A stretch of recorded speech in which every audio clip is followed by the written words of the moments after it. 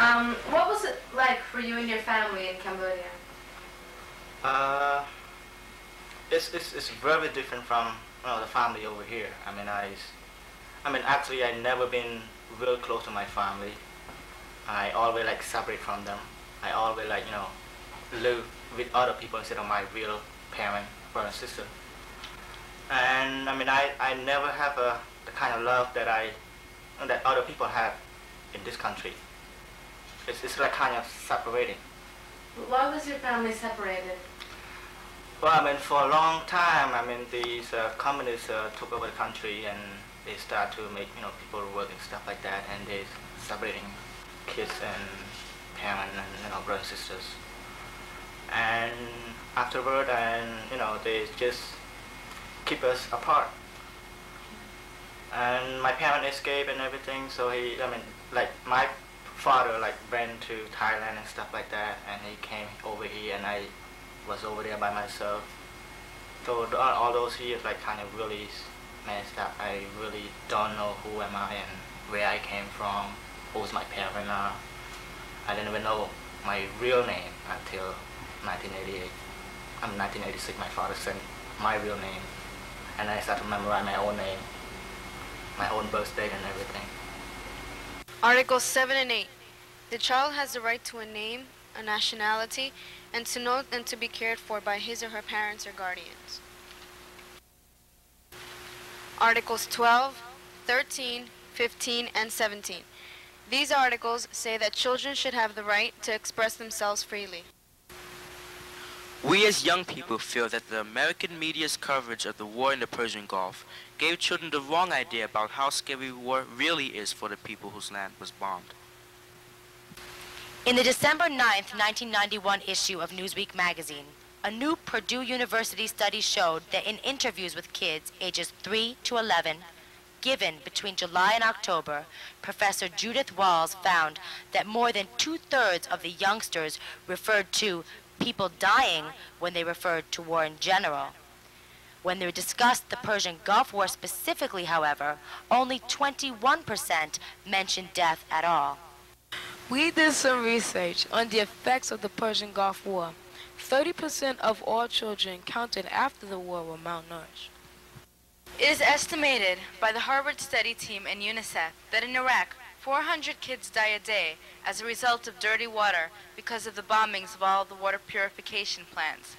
Shortages of food, medical supplies, lack of chlorine and power to repair the water treatment and delivery system continue to grow while UN trade sanctions remain in place.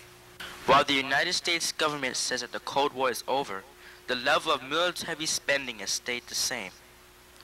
At the same time, people, homeless people, prisoners, and unskilled workers are not getting the care that they need. Article 24 says that children have the right to get health care. It also says that expecting mothers get the care that they need to have healthy babies. Article 24 also suggests that the state do everything that it can to make sure that infant and child mortality do not increase. The state can do this by fighting disease and malnutrition through excellent health care that prevents death. Articles 28 and 29.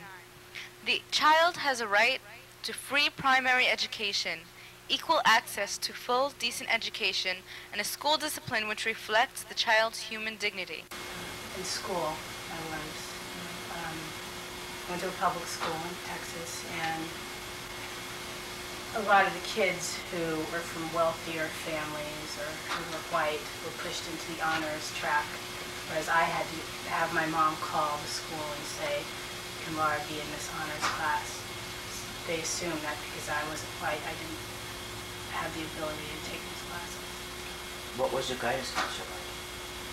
She wasn't very helpful at all.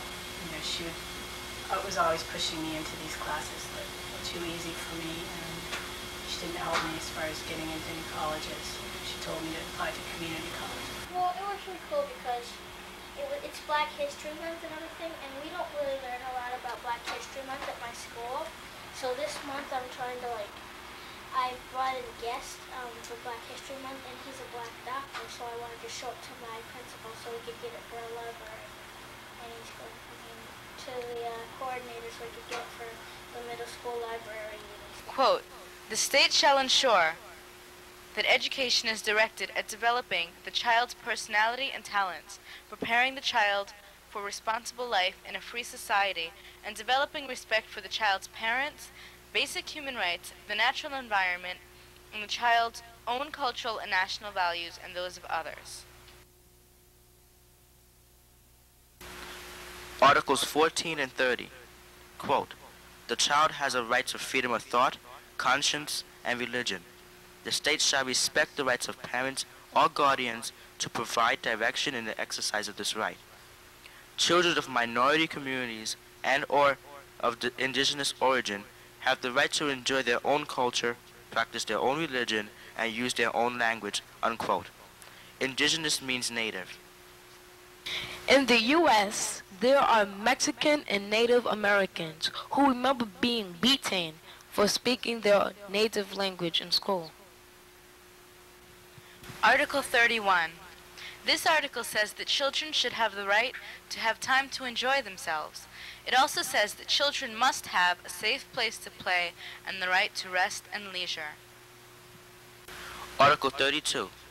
Article 32 says that children should not have to do work that will hurt the child in any way to support themselves and their families.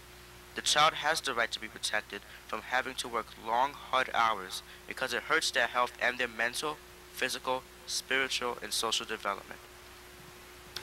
Article 38. This article says that children should not have to fight in a war. How will the convention promote and defend children's rights? The convention will be used for teaching children about their own rights and about rights in other lands. It will be used by grassroots organizations to demand justice for children, and it will unite people everywhere, uniting them for action in the worldwide movement for the rights of children. Every modern country has a parental leave policy except for the USA and South Africa. Parental leave means that pregnant mothers-to-be can take time off of work to prepare for childbirth, and that mothers and fathers can take time off to care for their children.